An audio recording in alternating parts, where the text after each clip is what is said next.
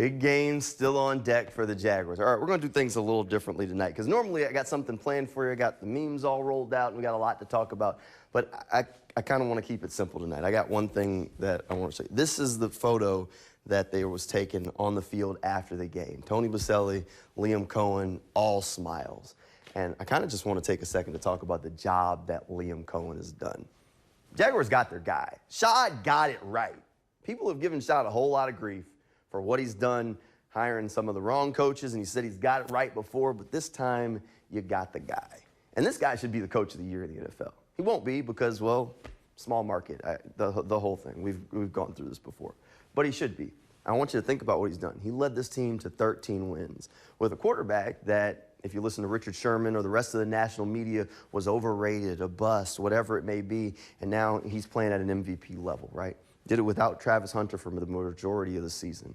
He's got guys like Buster Brown, Antonio Johnson, Parker Washington, who were riding the bench under the last regime. They're playing key roles in the lineup and making plays for the Jaguars out there on the field, making plays for a 13-win Jaguars team that went into Denver and got a win, took out Kansas City early in the season when they were healthy, went into San Francisco and got a win, a team that has one of the best resumes of any team in the postseason. This guy should be the NFL's coach of the year. You can talk to me about Mike Vrabel, you can talk to me about Ben Johnson, and they've done fantastic jobs. I'm not taking anything away from the job that they've done with the Patriots and the Bears at all. But the job that Liam Coen's done has been on an entirely different level. The way he's been able to shift the culture in this building with the help of guys like Tony Boselli and James Gladstone, the rest of that coaching staff in just a year, to where guys can say, it feels different. Guys that have been here before, that have seen it, to where media can walk in the building and say, the vibe's different. Those guys are coming off the field, and the first thing I said was, you can kind of tell they're not done. They weren't celebrating like they had just won and that they were getting into the playoffs. It was, okay, what next? It's the job that this guy has done has been impeccable, and I just want to take a second to kind of talk about Liam, because this guy should be the coach of the year. Absolutely. In my book, if I had a vote, he'd be the NFL's coach of the year. They don't ask me, though. But maybe, just maybe, this is the start of something different. Maybe the new normal in Jacksonville. And it might take some getting used to, but you know what?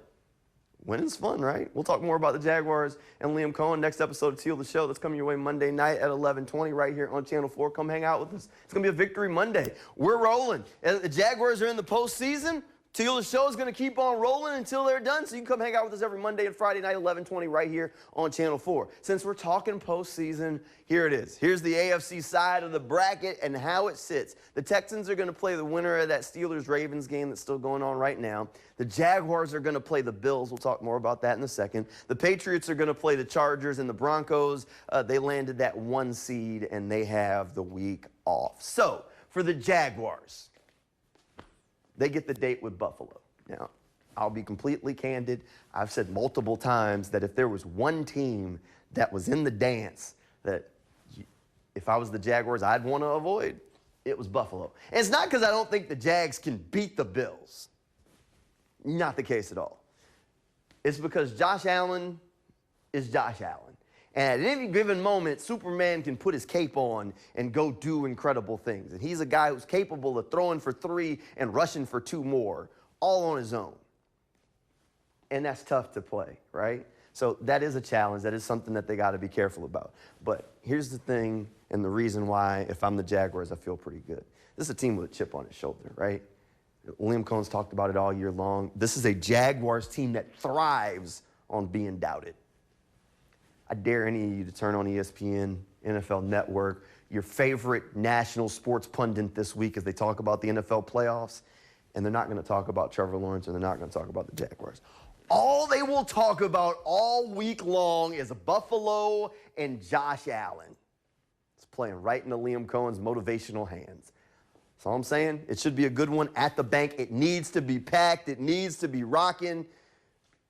But it's going to be a good game. It's definitely going to be one that we'll keep our eyes on, and it's definitely one that the Jaguars are already underdogs, if you ask Vegas, and they're playing at home at the bank. And you know what? Somehow, I think Liam Coen in that locker room is going to take that personal. But we'll see what happens.